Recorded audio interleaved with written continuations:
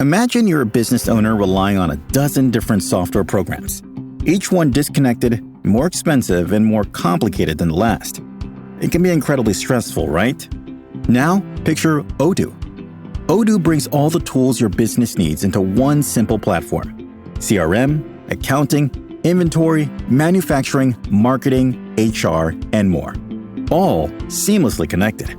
Everything works together, giving you the peace of mind that your business is running smoothly from every angle. Odoo's open source applications are user-friendly and designed to scale with your business, saving you time and money. Say goodbye to juggling multiple platforms and hello to efficient, integrated management. Stop wasting resources on complicated systems and make the switch to Odoo today. Visit odoo.com, ODOO.com, and discover how Odoo can simplify and streamline your business operations. Odoo, modern management made simple. Hi, I'm Richard Karn, and you may have seen me on TV talking about the world's #1 expandable garden hose. Well, the brand new Pocket Hose Copperhead with Pocket Pivot is here, and it's a total game changer. Old-fashioned hoses get kinks and creases at the spigot, but the Copperhead's Pocket Pivot swivels 360 degrees for full water flow and freedom to water with ease all around your home. When you're all done, this rust-proof anti-burst hose shrinks back down to pocket size for effortless handling and tidy storage. Plus, your super light and ultra-durable Pocket Hose Copperhead is backed with a 10-year warranty. What could be better than that? I'll tell you what, an exciting radio-exclusive offer just for you. For a limited time, you can get a free Pocket Pivot and their 10-pattern sprayer with the purchase of any size Copperhead hose. Just text WATER to 64,000. That's WATER to 64,000 for your 2 free gifts with purchase. WATER to 64,000. By texting 64,000, you agree to receive recurring automated marketing messages from Pocket Hose. Message and data rates may apply. No purchase required. Terms apply. Available at pockethose.com/terms. Hello, America. I'm Erick Erickson. This is the afternoon briefing. Here are the 4 stories that matter most this afternoon. Remember, you can get the full podcast of the Erick Erickson Show on Spotify, Apple, or your favorite podcast app. Now, these 4 stories percolated as the show was ending, and you'll want to know about them before you get home this evening. Up first, the Boulder terror attacker has been charged. We begin with this deeply disturbing story out of Boulder, Colorado. Over the weekend, Mohammed Sabri Suleiman, a 49-year-old Egyptian national, was arrested after launching an attack on a peaceful pro-Israel demonstration at the Pearl Street Mall. Suleiman, armed with a makeshift flamethrower and several Molotov cocktails, targeted elderly demonstrators, many of whom were Holocaust survivors or their descendants. He burned 8 people, the youngest 52 years old, the oldest 88.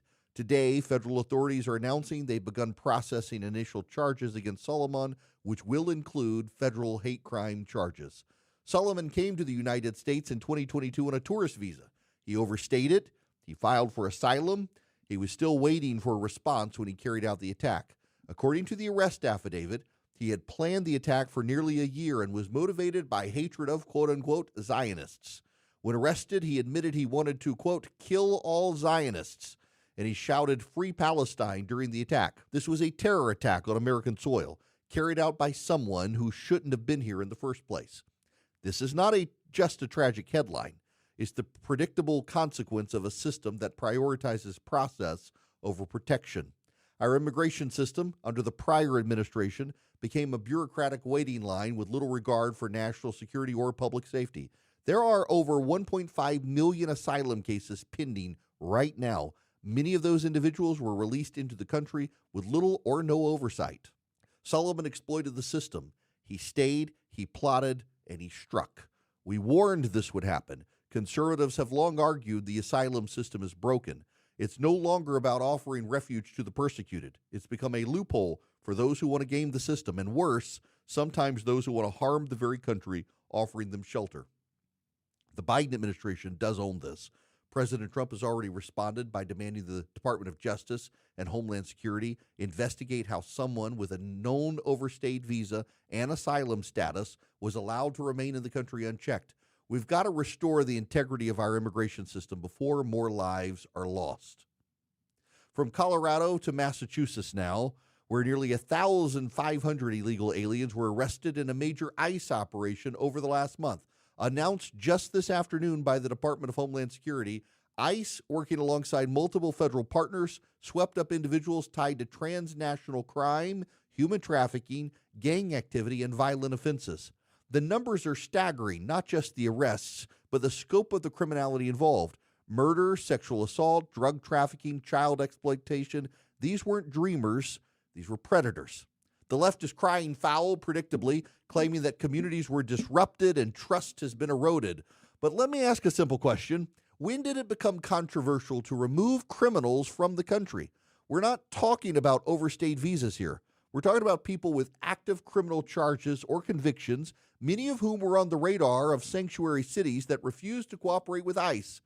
Let's say what needs to be said. Sanctuary policies are not virtuous. They're reckless. They tie the hands of federal immigration officers. They leave neighborhoods vulnerable. Massachusetts, like California and New York, have prioritized political symbolism over public safety. The operation is a wake-up call. And for those who say this is about race or fear-mongering, this is about the rule of law and order. A sovereign nation has the right and the responsibility to control who enters and who stays. If we can't remove convicted felons from our streets, we've ceased to be a serious country. President Trump's administration is showing what serious enforcement looks like, and the American people are safer because of it. Now let's move over to the United Kingdom and their strategic defense shift across the Atlantic. British Prime Minister Keir Starmer has unveiled the most sweeping overhaul of the UK's military since the Cold War. Under the new defense review, the UK will build up to 12 nuclear-powered submarines through an alliance with Australia and the United States. They'll create a new home guard for domestic infrastructure protection and dramatically expand munitions production and drone warfare capabilities. Don't miss the big picture here. It's a direct response to Russia, China, and the declining credibility of Western deterrence. For years, the United States has carried NATO on its back, and for years, conservatives have demanded that Europe step up and pay its fair share. Well, now the UK is finally doing this, and not a moment too soon. Starmer's a left-wing prime minister, but he's doing what many on the right have long advocated, investing in hard power. He's recognizing that defense is not a luxury, it's a necessity. And with NATO at its most fragile in decades, the UK is now poised to be a leader in European defense. This is also a wake-up call for the United States.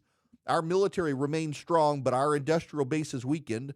The British are building more missile factories in the UK. Why aren't we?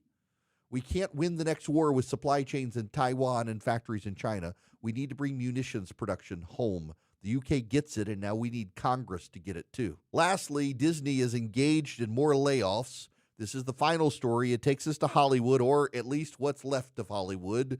It's not a good look for Disney. This is their fourth round of layoffs in 10 months. The Walt Disney Company has begun this round of layoffs, affecting several hundred employees in its entertainment and corporate divisions, film marketing, TV publicity, development casting, you name it. Whole swaths of the creative departments are being gutted. And again, it's the fourth round of layoffs in just 10 months. This isn't just about the economy, though. It's a fundamental collapse of the old media model. Disney is struggling and readjusting to streaming, but it's not just because of the streaming wars or the box office fatigue with Disney. It's cultural for Disney. Disney aligned half the country with progressive messaging and alienated the other half of the country. They embraced identity politics and anti-parent narratives. Instead of telling stories everyone could enjoy, they chose sides, and now they're paying the price for alienating half the country. Companies that forget who their audience is will eventually lose that audience. But let's go deeper on this. There's a broader commentary on American culture here beyond Disney. Disney was once one of the most trusted brands in film and family entertainment. Now it's laying off hundreds, losing billions in market cap, and licensing out IP just to stay afloat. This is what happens when institutions lose their mission. The lesson here isn't just for Disney. It's for every American institution, corporate, cultural, educational. Remember your purpose, serve your audience, uphold timeless values, or prepare to be replaced by someone who will. So here are the takeaways this afternoon. A terror attack in Boulder reminds us that lax immigration policy isn't just inefficient, it's dangerous. Visa overstays and slow asylum processing have deadly consequences. First crime charges will be hate crime charges, but more charges will come. ICE's massive operation in Massachusetts shows what effective enforcement looks like, but it also highlights the risks posed by sanctuary city policies that prioritize ideology over safety. The UK is rearming and modernizing. Conservatives have demanded this from our allies for years. Now the British are leading the way. Let's hope Congress takes note here at home. And Disney is laying off employees and bleeding revenue because it chose ideology over entertainment. The market is correcting, and that correction is long overdue. This is what matters. This is your afternoon briefing, the 4 stories you need to know before you get home. Be sure to subscribe to our YouTube channel, like and share this episode, and text Erick, E-R-I-C-K, to 33777 to get the show notes, the live stream, the full show, podcast, and more. I'm Erick Erickson. Stay grounded, stay informed, and keep the faith.